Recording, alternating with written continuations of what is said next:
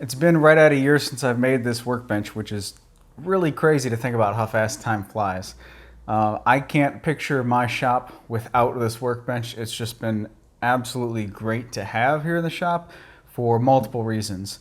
But I figured I'd do a quick update video on this workbench and then also go over some of the questions that you guys had on my Instagram page. So really quick, the dimensions of this workbench, this is just shy of 24 inches front to back by like 3/8 of an inch, something like that. And then just shy of 6 feet from end to end, not including this vise on the end. And it is right at 34 inches off the ground. Do I wish it was bigger? No, not really, because I don't use the entire work surface. Normally I'm working on probably this half, and then this side gets cluttered with whatever tools I'm using and such. So if I was to make it larger, then I would probably just have that much more clutter on one side. Now also, this is a pretty good size for my shop. I think it's a great size for this two-car garage. Probably because on this side I have the steps going into my house, so if I extend it over here, it just gets cluttered in this walkway, which this isn't the most safe situation anyway, because you can trip over here. I'm used to it, that's fine. And then on this side I've got my lathe station, so by either increasing it 1 foot on either end to make it a full 8 feet or 2 feet on this end, it would just kind of get in the way. So I think 6 feet is a happy medium. Now, of course, you can go smaller than that if you did not have, or if you did not need this as an assembly surface. I have an assembly table, so technically speaking, I could do all of the joinery operations that you would typically do on a workbench on, say, a 4-foot workbench, and then do my assembly elsewhere. However, I think 6 feet is a good size. Also, vices. There's 3 different vices on this workbench, which I'll get into each one individually. You don't need 3 vices on a workbench. A lot of people ask me, why do I have 3 on here? And the reason being is twofold. Number one, when I made this workbench, I was 29. I'm 30 now. And I've got the rest of my life to do woodworking. I don't know exactly what I'm going to want for the rest of my life as far as a holding situation for a workbench. So by adding 3 distinct vices, each one of these is completely different from the next, it gives me an opportunity to figure some stuff out for the future. And then also, I made plans for this for other people to make if they wanted to do so, and it just gives options for other people. So the most common question by far, beyond by far, is, am I happy with using pine for the workbench rather than a hardwood like hard maple is what you would typically see? And I'm absolutely pleased with it. What I demand out of a workbench is, or my criteria is, it has to be solid and not wiggle around one bit when you interact with it. So if you're planing a board or making a saw cut, I don't want the material or the workpiece or the workbench to wiggle or rack or move at all. I want it to be completely solid. And due to the joinery and the thickness of the legs and all of the geometry of this, it solves that problem just fine. The second thing is, I don't want it to bounce back when you're chiseling. Like if you're mortising on something, mortising a hole,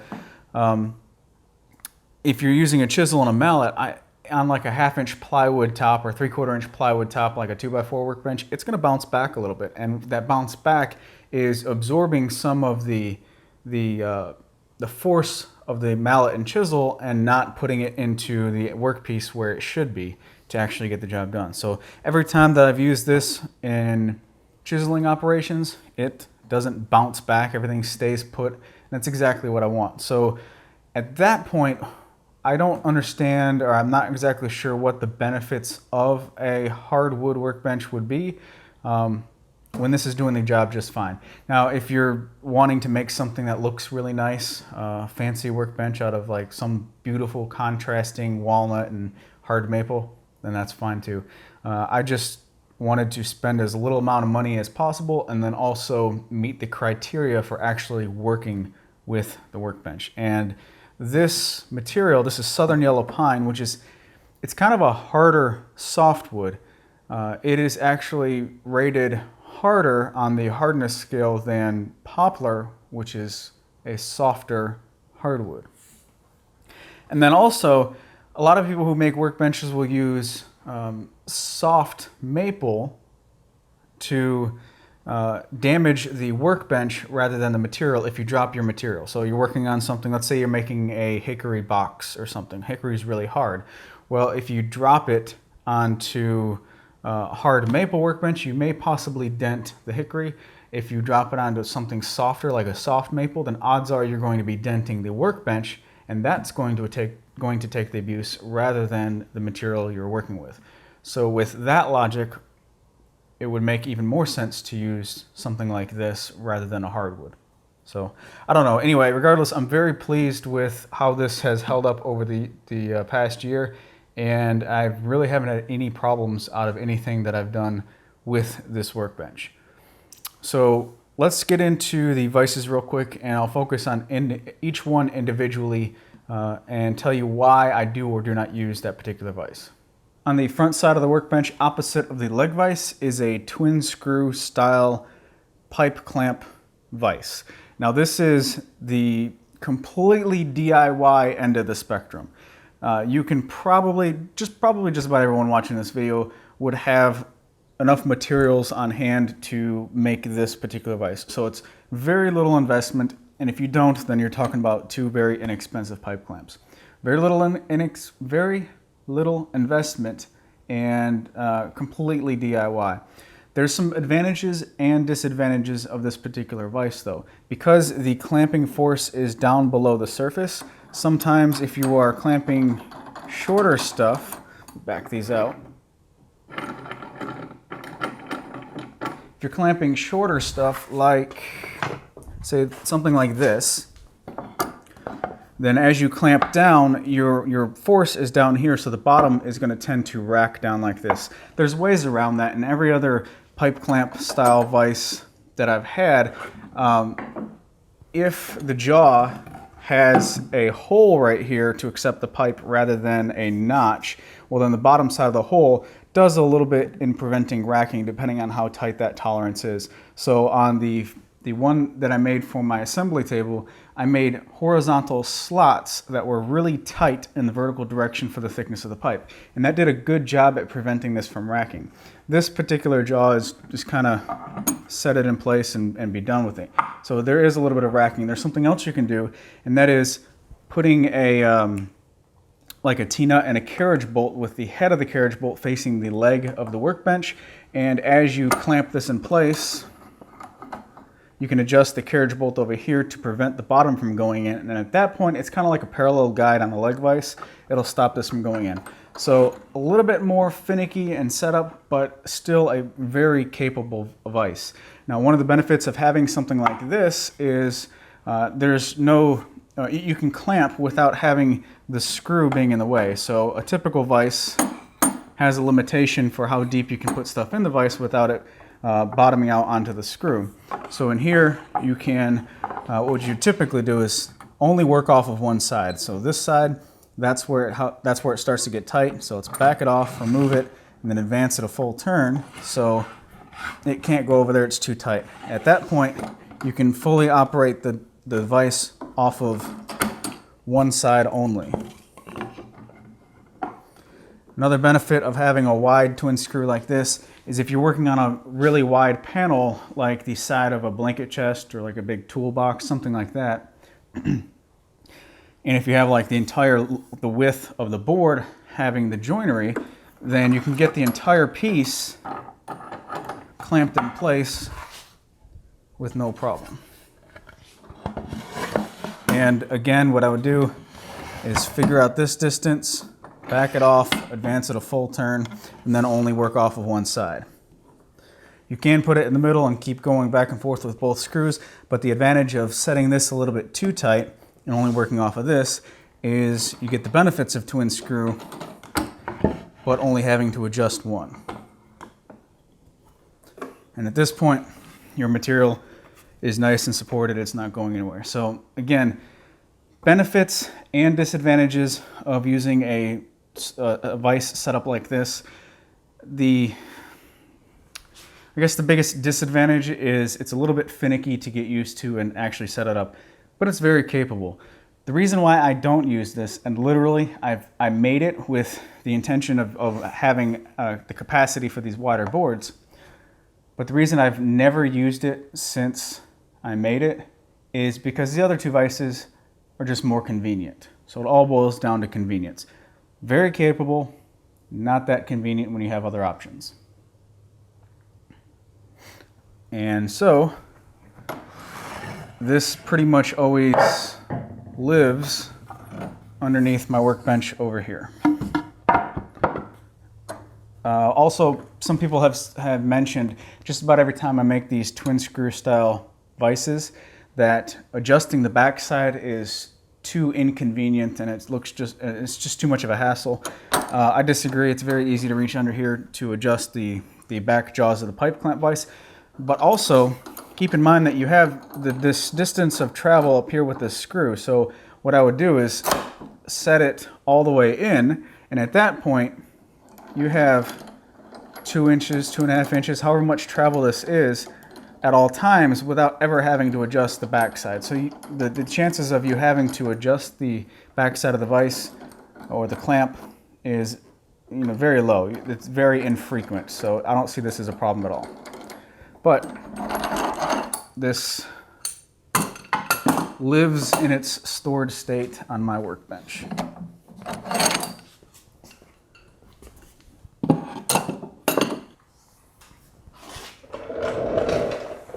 Next up from that is my cast iron vise that I have here on the end. Now, the first one was 100% DIY, make it yourself. This one is the opposite end of the spectrum, 100% plug and play. You buy it, you take it out of the box, you bolt it up, and you use it. And it's a very capable vise, but again, advantages and disadvantages. This one is a Eclipse brand. This is a 10-inch quick release vise. And it does the job just fine. I just find my leg vise to be the most convenient, so I use it all the time. Now, the reason I added this one was so that I could double up the rear jaw, put a dog hole in it, and then clamp in between dog holes with the use of this vise. I pretty much never do that because I don't like having my material clamped in place as I'm working on it, like planing a face, and I'll get into that in just a little bit. But there is a dog built into this vise. However, if I was to implement this particular dog, then all of my dog holes would have to be further away from the edge, which is not what I want. I want this to be closest to the edge as possible. That way I'm not leaning over the workbench trying to plane something. It's more convenient to have the dog holes really close to the workbench side. And I'll get into the dog holes again in just a little bit. So instead of this guy, I just built up the moving jaw and then put a 3/4 inch dowel in here for the dog. I don't really use this that much. The leg vise is way more convenient. I actually unbolted this and put it on the opposite corner right here and rotated the bench 180 degrees so that this was in my primary location to see if I could get used to it, see if I liked it. And at the end of the day, I like the leg vise better. You can control racking in it and how parallel it is way easier than this. Now this isn't bad. This will do the job just fine, but I prefer the other one. So what I use this for is typically stuff that I know will damage the jaws. So like if I'm putting a piece of metal in here, these are just replaceable pine jaws, that's fine. And once you clamp down, it will damage the jaws just a little bit. Stuff like that, some odds and end workshop type stuff, I would much prefer to damage this than on my leg vise, damage the side of my workbench or the leg chop itself. Probably wouldn't be that big of a deal, but that's pretty much what I use this one for. The disadvantages of this particular vise are you don't have that much depth right here before you hit the screw. So let me get that same board. If we're working with like a box side like this and you want to dovetail the ends, then you can't set it down that far in the vise without it bottoming out on the screw. Or what you would do is set it to the side over here, and at that point the jaws start to rack quite a bit. Now you can make a adjustment block or some spacers to go on this other side to prevent racking this way. I haven't gotten around to do that. But you can do that and just clamp off of one side. At the end of the day, the leg vise is more convenient, so I would consider this one vise number 2. And then honestly, if I was to rebuild this entire workbench, I probably would not include this because the main benefit is the dog holes, and I don't use them. I'll get into that again in just a second. Let's go to the leg vise. So this is my leg vise. I love it. It does a fantastic job. I could not be any more happy with it. It is a somewhat DIY solution. However, you can buy this whole setup if you want to make your own leg vise. This is a cherry. I think this is cherry. Yeah, this is a cherry hub and handle made by Dima Gamma Unov here on YouTube. I'll post a link to the video where he shows you how to make these. At one time, he was making them to sell. I don't think he's doing that anymore, but he does have a video showing you how to make your own. So if you have a lathe of any size, pretty much, you don't have to have a huge lathe, then you can make one of these leg vise hardware kits out of a scaffold leveling leg, and that's what this is. And it does a really, really good job. So the benefits of this one over the others is it's really quick. There's no need for a quick release, in my opinion, because typically what you're going to be using this for is this distance and less. Well, all of this is really easy to adjust. And as you can see, I'm just using one finger to move this. So the movement is quick and easy to use. And then the main benefit of this is you get a tremendous amount of clamping power on here with very little effort. And you have complete control of how parallel this is with the workbench because of the wedge that I implemented down here on the bottom. So typically how you would control the parallel on how parallel this is on a leg vise is you would have a parallel guide that is a vertical board connected to the bottom of the leg chop and going through a mortise in the leg of your workbench, and that board has a bunch of holes drilled in the side of it, and you take a screwdriver, much longer than this, or a pin, and you adjust the distance throughout those holes to determine the minimum distance here that this can clamp down on. So you would basically prevent this from going any further with that parallel guide. Instead of using that system, I read a blog post by Christopher Schwartz saying he accidentally stumbled upon using a wedge down at the bottom to adjust the parallel, and I gave that idea a try, and it is fantastic. I absolutely love it. The main benefit is between putting your material in the vise, clamping it down, and adjusting the parallel guide with a pin, that's 3 operations for the 2 hands that you have. So something's got to give when it comes to adjusting the distance here for the material. With this, that 3rd operation, instead of using your hand, is being used by your feet, which is very easy to do. So in order to tighten or adjust this, tighten it so this touches right here, that's all you need. Kick that one forward and then a 1/4 turn, and this is solid. It is not going anywhere. And if you want to use a thicker material, then all you do is, again, adjust it so it's touching up here, kick the wedge forward, 1/4 turn, very, very solid. It is not going anywhere. Now, adjusting the wedge on the floor is really easy. Any junk that gets in the way is moved out of the way just fine every time you kick this. And then also, kicking it that way is very easy because you're obviously kicking the point. But on the opposite side over here, on the large side, I put 2 finish nails in here that are about 1/2 inch proud of the surface, and then my shoe can just hook onto those finish nails and slide this back and forth with very, very minimal effort. So there are other solutions out there to make this even more user-friendly, like a crisscross mechanism, but you're talking about another $80, $100, something like that. It's a greater investment for making this a little bit easier to use. And really, you only adjust that when you're changing the thickness of the material in the vise. So if you're primarily using the same thickness for excuse me, for most of the project, then you'll never adjust this thing anyway. So There's other options out there. This is kind of a DIY approach, and it works really, really well. I'm very pleased with it. And then while I've got the camera angle down here, this is the cabinet that I have. Let's see, is it showing up? Kind of. This is the cabinet that I made down below. There's, out of frame, there's 2 drawers over here, a shorter one on top, which is about 4 or 5 inches deep, and then a much deeper one down here at the bottom. And all of this is long-term storage that I very rarely access, and I made it so that there's always drawers on the right side. This is split in half, and on my side of the bench, the 2 drawers are on the right side. If you go to the other side, the 2 drawers are on the right side. So this is the back side of the drawers on the other side, which is a good mounting location for hanging stuff. I have my holdfasts down here because I very, very rarely use them. And quick tip, if you make a leg vise, drive a nail into the side of it and hang your bench brush. It's always going to be handy right there, ready to go, and it's never in the way, and it's very convenient right there. Also, you'll see that the handle on the leg vise is pinned right in the middle.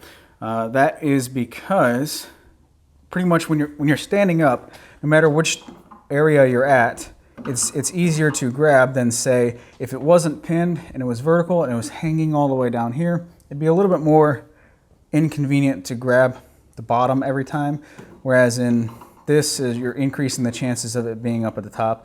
You don't need any more leverage than this length right here, which is 7 inches or so, and it just gives you another option as far as convenience of grabbing the handle. It is a little bit high, but it is not touching the top of the work surface, so it's not interfering with anything that I have up here, like for a handsaw if I'm cutting like dovetails or something. And then also, if you are cutting with your saw on an angle like this for something like half-blind dovetails and this is in the way, well, just advance it a little bit more. That's no problem at all. You can still use your saw as necessary. But anyway, I really, really, really like how easy this vise is to use.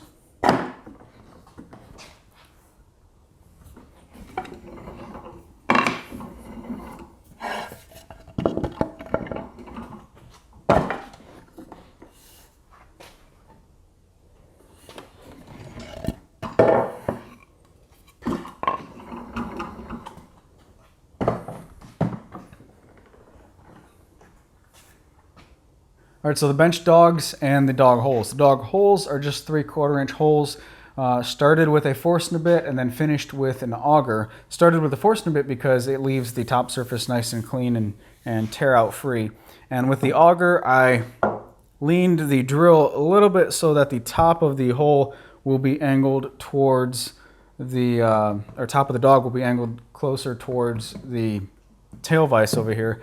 And that's because it kind of holds the material down and prevents it from popping up. And if you do ever have any type of slack develop in the hole, or the side of the hole is compressed just slightly, which won't be much, or the dog itself compresses, then you're still on the good side of vertical. If I drilled them from the beginning, vertical from the beginning, and then they leaned a little bit away from the vise, then at that point, your pieces are just going to want to pop up and ride up the side of the dog rather than being held in place. So very simple. The dog holes are drilled on 4-inch centers starting from this edge over here, except where it meets the through tenon in the leg. At that point, I think there's like a 5.5, 6-inch gap between these two dogs, which is fine because that gap is much smaller than the capacity of this vise. There's more travel in this vise to accept either one of these.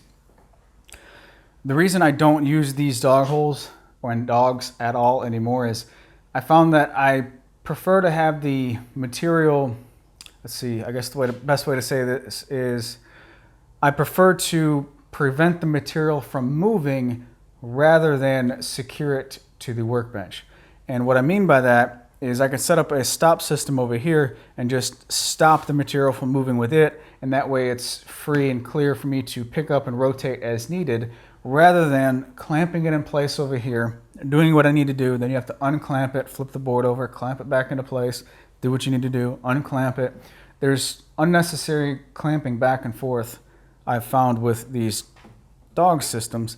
You know, your mileage may vary, but that's just what I have found. So I never use these at all. Since then, I've taken all of the dogs out of the holes, minus a couple, and I counterbore the bottom side for use with holdfasts. So this entire row I can use my holdfasts in. And in order to have these holdfasts work, I needed to reduce the thickness of the workbench top by counterboring from the bottom side. So if you were to just drill a 3/4 inch vertical hole all the way through this workbench top, which is 4 1/8 of an inch thick, it wouldn't grab. There's not enough flex in this rod to wedge itself in there, which is how a holdfast works. So instead I had to counterbore from the bottom side to reduce the engaging thickness to be about 2.5 inches. And now all of these work with the holdfast, but like I said, I never use these at all. So there's many different ways to implement a planing stop on a workbench. The easiest thing is this end dog hole over here. I do keep the dog in it, and it pretty much stays about 1/4 inch proud of the surface. And at that point, it is a nice stop that you can plane thinner materials, not wide materials, I guess you'd say, thinner in the width direction. Narrow, that's what I'm looking for. Narrower pieces you can plane up against this, no problem. But if it's a real wide piece and you're trying to, say, plane one side, this is just a junk board, then it'll kind of want to twist and rock on you. So in situations like that, what I've done is taken I've got an extra one of these 12-inch composite speed squares, and I've shaved off one of the parts of the T so that this is nice and flush. And at that point, I just put it in my vise, and it is a good planing stop. It does the job just fine for wider materials. Now, I wouldn't recommend going out and buying one of these and chopping it up to make a planing stop.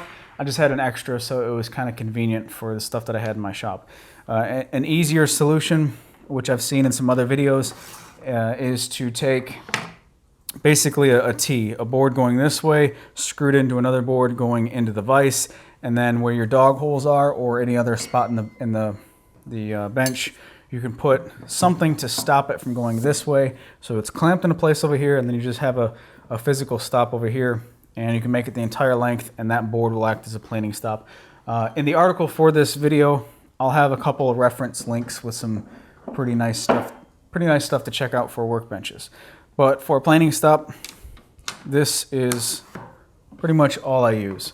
So if it's a wide piece that is even wider than this and still may want to rock this way, then I found it to be convenient to just take a square piece of plywood on the back side over here and clamp it in place over there. So now I have not only a stop in this direction, but also in this direction. And I find that just preventing it from moving like this, it can't move as you're planing it. Obviously a much thinner piece right here. That is way more convenient for me, so I can still flip it over and go to both sides as needed. Way more convenient than clamping in between these dogs with the vise. It's just one less step as you're working the material over and over again. So I prefer to not use the dog holes. And quite honestly, I also prefer to not use a holdfast. I do have one dedicated holdfast hole in the workbench. Of course, I can still use all these now, but when I made it, I only put one hole in here, and it does do the job just fine. But the disadvantage with using a holdfast is there's this big piece of metal in your way. And some cases that's not an issue, some cases it is. I just prefer to not have that piece of metal in my way at all times. And the easiest thing that I found that I typically do more often is, instead of using the holdfast to clamp it down, because also this is a big piece of metal that may or may not damage the material it's holding onto. So this is a just regular piece of white pine, and it will probably get dented up where the holdfast is being used. So instead of using it, I find myself clamping something in my vise, and then I always have one of these little quick clamps over here, F-style clamps, and clamping it to the piece that's in my vise. What this allows is, if I'm chopping out a mortise or whatever, it puts the workpiece directly over the leg of the workbench, which is the most solid part of the workbench. It's always going to transfer all of the impact right down to the floor, and that's pretty much where you'd want to be mortising anyway. And with this clamp setup, it's easier to adjust and go to the next one a lot quicker than messing with a holdfast. You know, apples to oranges, 6 one way, half dozen the other, I guess you could say. Personal preference. Doesn't necessarily make that big of a deal, but I always prefer to use this method rather than the holdfast.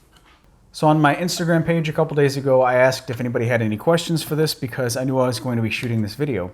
And I had quite a bit of response, so thank you for all of that. Now, like I said, the most common question by far was, am I happy with the material that I chose to use, which is Southern Yellow Pine, and like I said, I'm very pleased with it.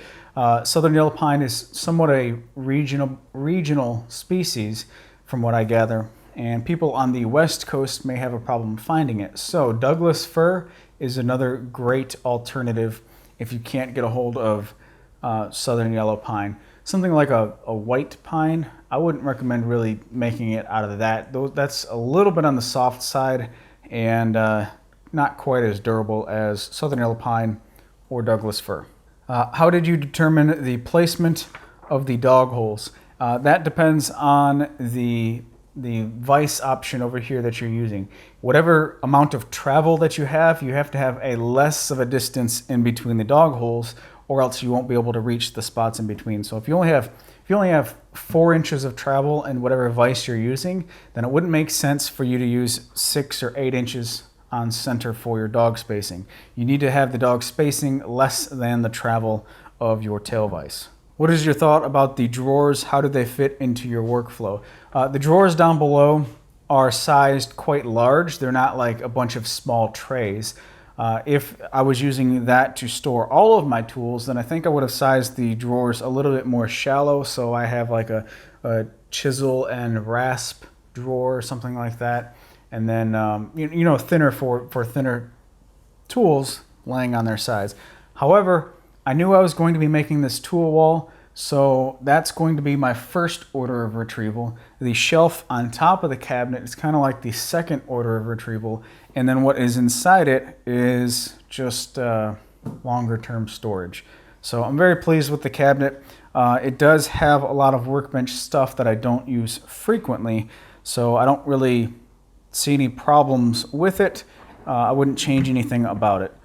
Just long-term, not so commonly used items that pertain to the Workbench. What would you have done differently if you were to do it over again? Nothing as far as the Workbench. Well, actually, I probably wouldn't include the tail vise just because of my workflow. I don't really have a complete need for it. The DIY front vise over here, the twin screw style vise, was just so easy to implement where it doesn't really matter. You could save money there by not using that one. But the main thing that I would do differently is build it sooner. Since I've made this, I've used it on just about everything that I do in the shop. It is so handy to have, and it's so nice to be able to work on something and not wiggle around on it with everything you do. When you interact with this thing, it doesn't move, and it's just an absolute treat to have in a Workbench.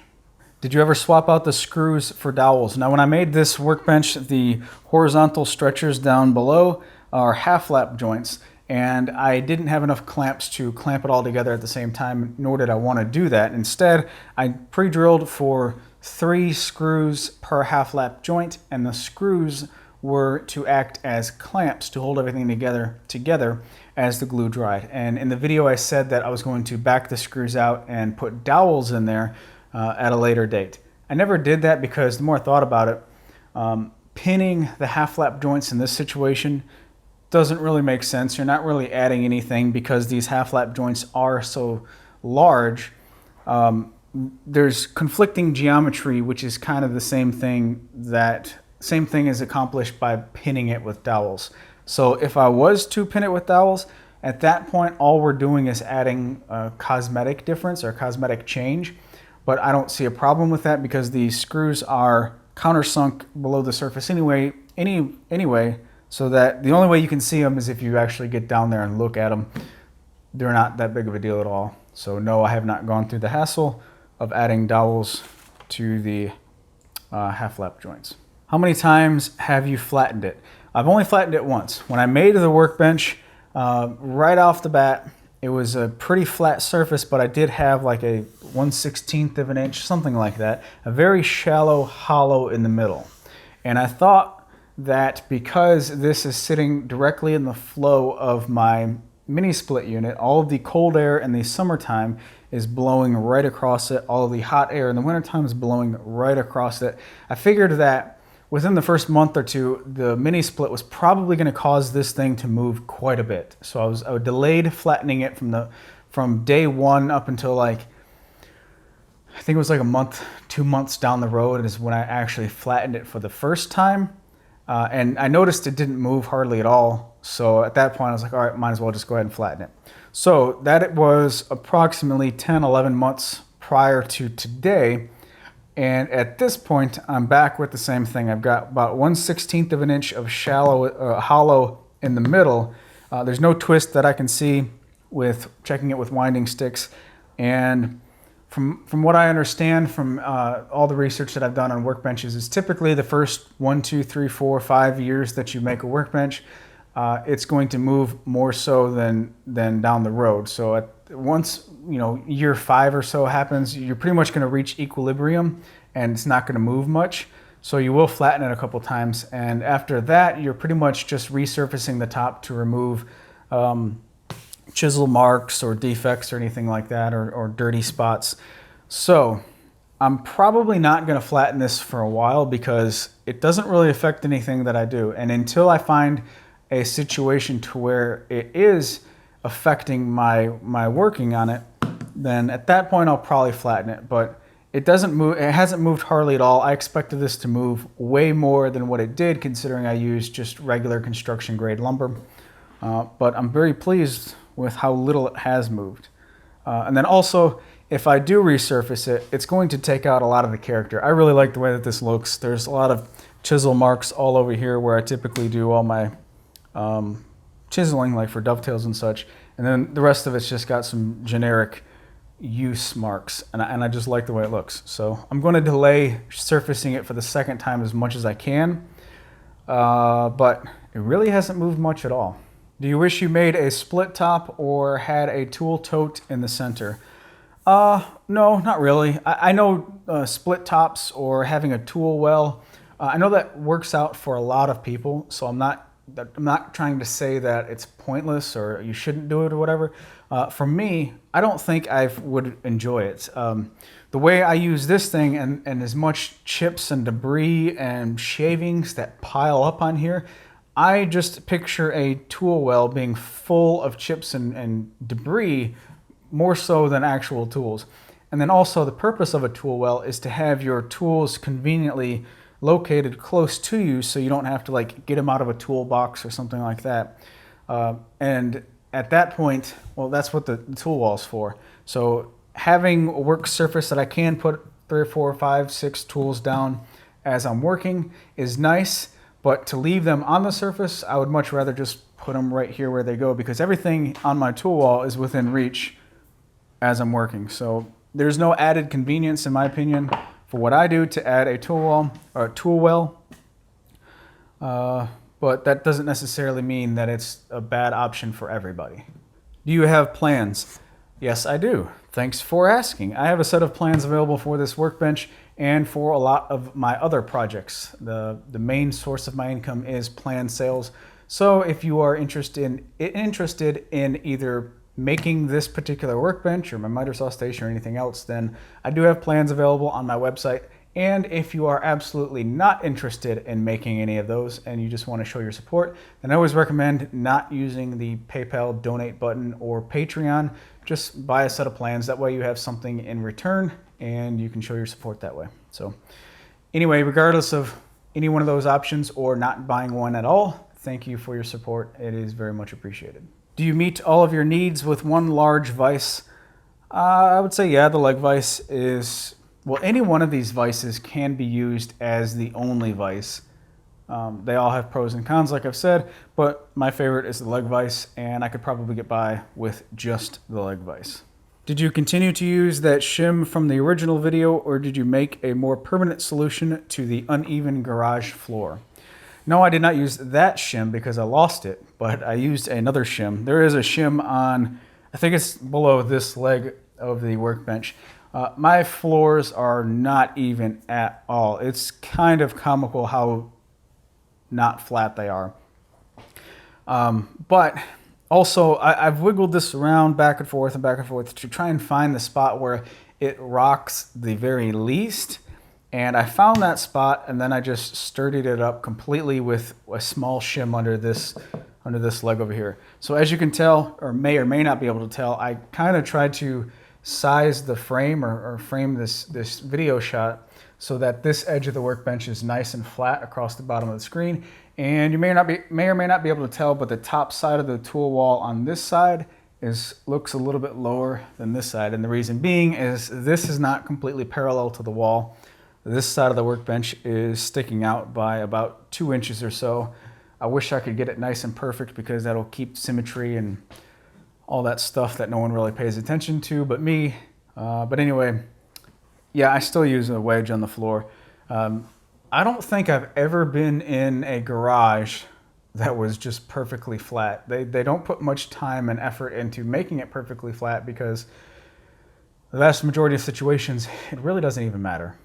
Ever think of putting adjustable height floor stops on it? I think you may be talking about leveling legs or leveling feet, and no, and I would not recommend doing that because a leveling foot is something that is based upon a thin screw, a small diameter screw that can be adjusted to adjust the height. And when you do that, you're basically putting all of the table weight onto a thin screw that will probably rock back and forth. So that will further decrease the amount of stability that you'll have on a workbench.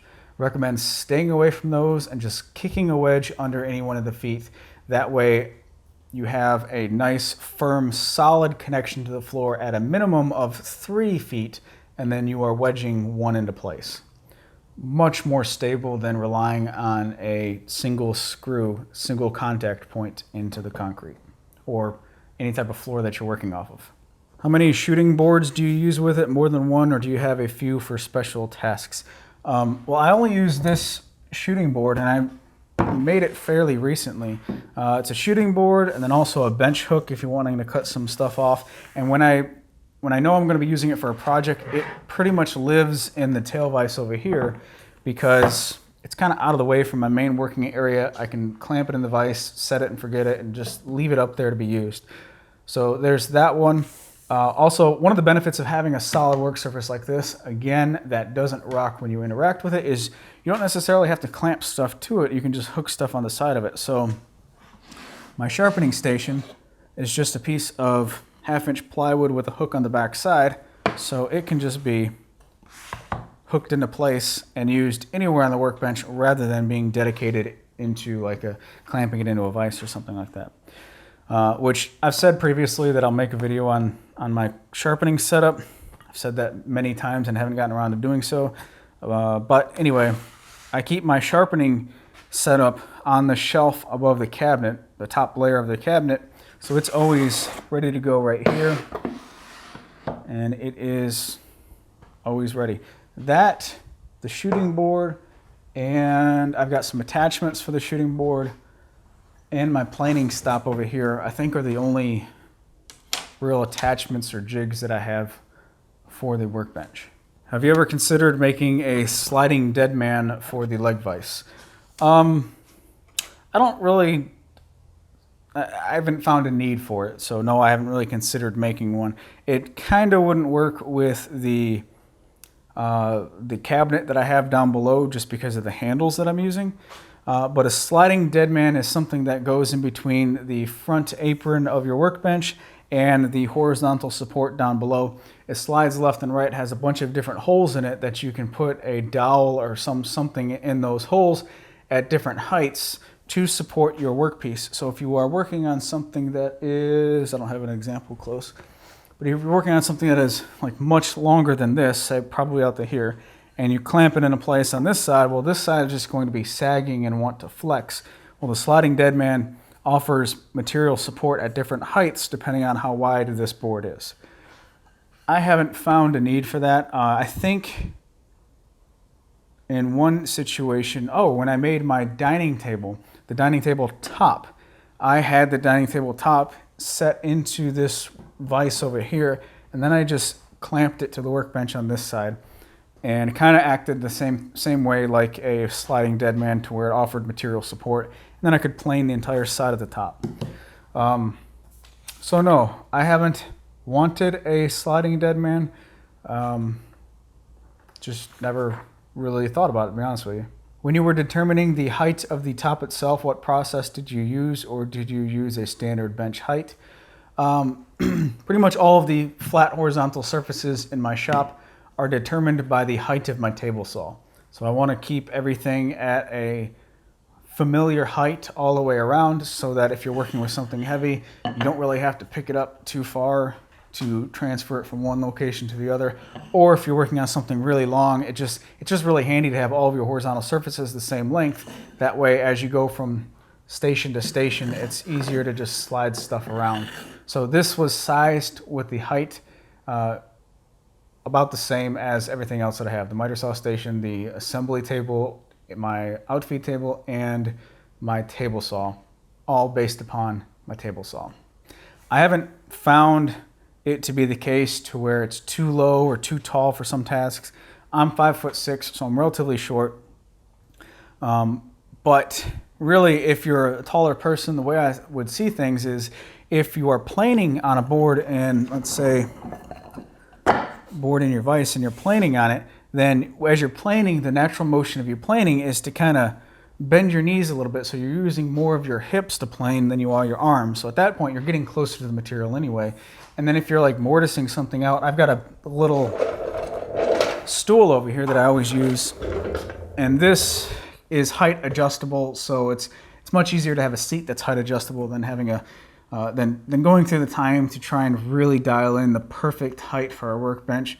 Really, it's one of those situations where you just get it done and use it. I don't think the height matters tremendously, especially not if you're just doing this as a hobby. You know, you're not making your living on a workbench 24/7. What was the total cost of the workbench, if you know? So the material for the workbench was $110, and that worked out to be 88 cents per board foot for me to use Southern Yellow Pine. So if you take those numbers, 88 cents per board foot for Southern Yellow Pine, it cost me $110.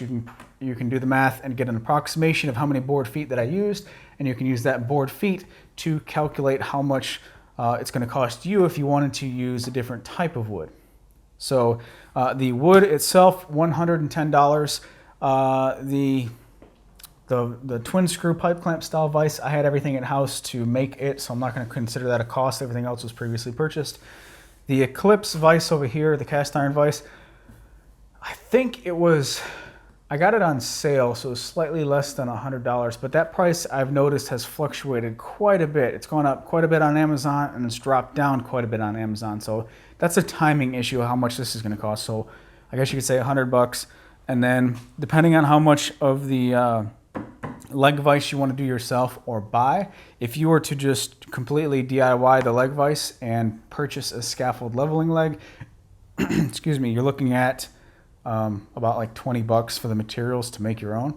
So if you were to eliminate the tail vise completely and implement this vise, build your own leg vise, and build the table, you're looking at like $130, something like that. Very inexpensive. Well, plus glue. I used quite a bit of glue on this, laminating everything together. So it's very inexpensive when you think about it. Some workbenches out there, like the classic bench crafted style of workbench, which is a phenomenal workbench. I'm not going to knock it at all. You're going to spend quite a bit in just in the hardwoods to make it. So it's I don't know. This does a job just fine for me. About $110 to $130 to make it, depending on what you add to it. What items most frequently hide in or on or around the workbench? Obvious number one answer to that is a pencil, and that's in everybody's shop. Pencils are so hard to find, and I've got a million of them in here. There's a little bit of a gap between the fixed jaw of this cast iron vise and the workbench, and it's a nice little gap for me to always put a pencil there when I'm thinking about it, and it's out of the way and I can always find it. Something else that always hides under here, and it's always, I use it frequently, and it's always, like right now, a little bit further out of reach, is one of these little, I've had this for years and years, way before I got into woodworking, just a plastic or composite head, two-sided mallet hammer thingy. I don't know the proper name for this, I'll put it on the screen. But I use this all the time, and I always store it under here, but no matter where I put it, the next time I reach it, it's always out of reach. That thing hides on me constantly. Have you noticed any benefit from the top being offset more to one side? So when I showed the cast iron vise over here, you saw that there was like a 1.5 foot overhang on this side for the base, and then like a 1/2 foot overhang on this side over here. The reason I took the base and shifted it to one side was I wanted to put a trash can under one side of it. However, I failed to take into consideration the cast iron vise mechanism down below takes up space, and that prevented me from actually putting a trash can under there. So kind of killed that idea. However, it has been very handy for me to store my rolling seat, my rolling stool under that side. So is it necessary? No, not really. I mean, you could take the exact same thing and center it if you want. It might be a little bit of a cosmetic difference if you just wanted to have everything symmetrical. But I put it under there for a trash can. That didn't work out. Now it's a perfect spot for my stool. What is the total weight of the bench, and how do you move it around? I have no idea how much this bench weighs, and I honestly do not care. The main thing is it is heavy enough to where it does not move when I don't want it to move, but light enough for me to move it around as needed. This is light enough to where I can pick up one side and wiggle this side and pick up the other side and wiggle that and position it around the workshop, but it is not light enough for me to like put in the back of a truck by myself. It doesn't move when I don't want it to move, and it moves when I want it to move. That's the only criteria that I have found for a workbench, and I don't care at all one bit how much it weighs. So I know this video is quite long, and if you stuck around for the whole thing, then thank you very much. If you're interested in a set of plans for this, I do have a link down in the description below.